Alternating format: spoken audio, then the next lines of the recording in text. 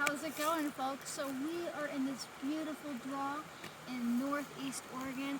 In fact, we just scared out a moose, which was pretty crazy because they're not really, well, I mean, they're native to here, but there's not a lot of them anymore, and they're moving down in. So that was really cool to see that moose. And I'm here to talk to you today about something besides a specific plant ally. I want to talk to you about gathering ethics, in particular empty basket syndrome, right? Look at this beautiful, beautiful area. You know what, we hiked in here. It was probably, I don't know, a 20-30 minute hike. And the truth is, there's things here that I could gather, but you know what? I'm not going to, because there's not very much of anything that I see, right? But as we've gone through these hard times, and even before then, herbalism has exploded with popularity, and that's a beautiful thing. I definitely want you to reconnect with the land, get back out there. People disconnecting is what caused all the trouble that we're in, in the first place. However, a lot of the times when we first start connecting, or even people that have been connecting for a long time, we come at it with the consumerism mindset, right?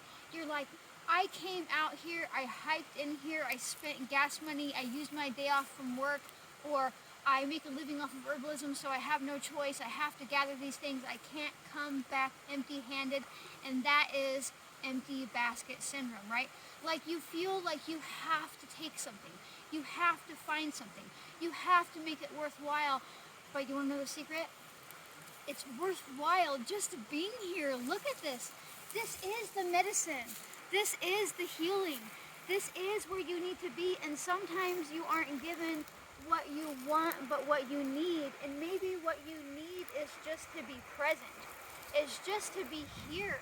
And really just allow the land to root you, to hold you, to heal you, and not find anything at all. And you know what's really funny? Over the years that I've been doing this, growing up doing it and just really being present on the land, some of the times where I'm like, well, we didn't find anything here that we apparently needed, and that's fine, and we just spend time having a good time out in the land, and then we'll be walking back, and suddenly my mind will be drawn. My eyes, something will say, come over here. I'll hear something speak to me. These plants definitely talk to us if we open ourselves up to our intuition and to hear. And I'll go around a path I've never walked before, and all of a sudden there'll just be this huge flush of something, and it's really, really, really amazing. And I can take just a small amount, what I need. But also, if I come around the corner and I meet a plant ally that I've been really interested in finding and there's not enough of her, it's still awesome that she showed herself to me, right? I don't have to take her. Now, you read in a lot of herbalism books and you hear a lot of people say about the 1% rule, right? Like, never take more than 1% of what you're harvesting. And in theory, I'm not balking at that. I'm just balking at the lack of nuances in that, right? So let's say, see, all these are all snowberry bushes. And there's millions of them. They're everywhere. Now, snowberry's toxic. You're not really trying to do nothing unless you really need to take a shit really bad, and there's easier ways.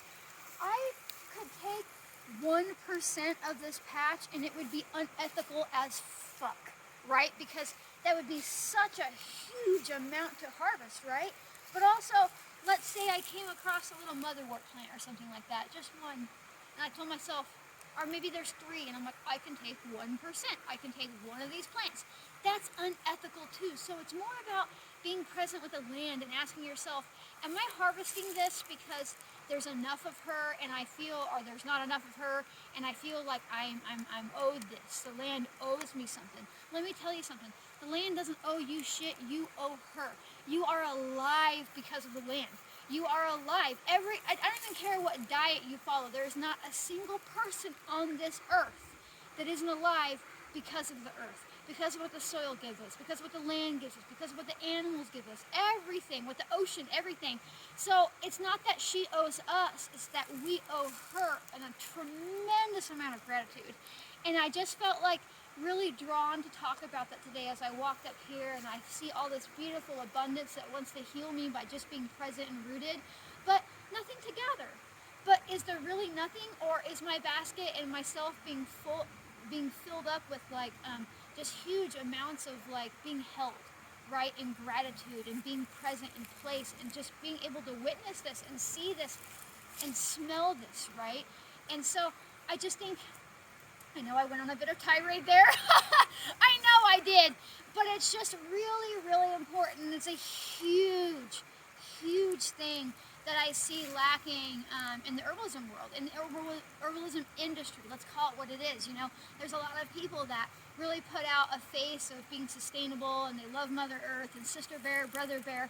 But when it comes down to it, you can usually see them doing quite a lot of unethical things in the way they're gathering or the things that they're promoting. Like, they'll show themselves gathering a really rare plant and justifying it because of XYZ, or, you know, it's just, there are certain plants that I won't ever tell you about unless you're hanging out with me and we come across it, and I won't ever make a video about, because my relationship with her is to protect her, right? I want to talk to you about allies that are flush and present and that want to have a relationship with you, not ones that have been damaged by over-harvesting. And I just see that a lot in the herbalism world, a huge disconnect. And it's really hard to practice like self-healing and care and healing for others if we're disregarding the thing that is healing us, which is the land. You know, we can't like rape and ravage her and take whatever we want whenever we want because we feel owed, and then talk about like having a deep connection and like healing ourselves and others, right? Like, we have to heal our mother, right? Before we can heal ourselves or anybody else. So that is my random rant. I just wanted to share it. I felt like it was important, and I call it empty basket syndrome, right? And you're smart enough to do this. And you are smart enough to get out here on the land and be ethical.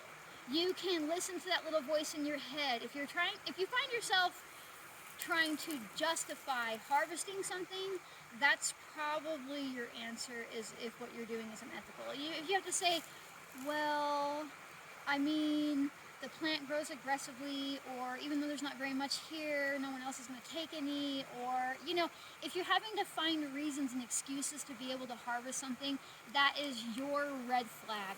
That is how you know. That is how you... Stung and bit. Oh, well, hold on. My husband's getting stung by something. Oh, off it went. So, and maybe the land will sting you if it's frustrated by something, or sometimes bugs just bite, right? So, if you like what I'm up to, if you like this random message, if you're watching on YouTube, come find me on Instagram. If you're watching on Instagram, come find me on YouTube. I share all kinds of stuff, and not just rants about being connected with the land, but learning about plants and what to do with them. And I give all this information out for free because I believe that it's important that we reconnect, and I also believe that you are absolutely smart enough to do this.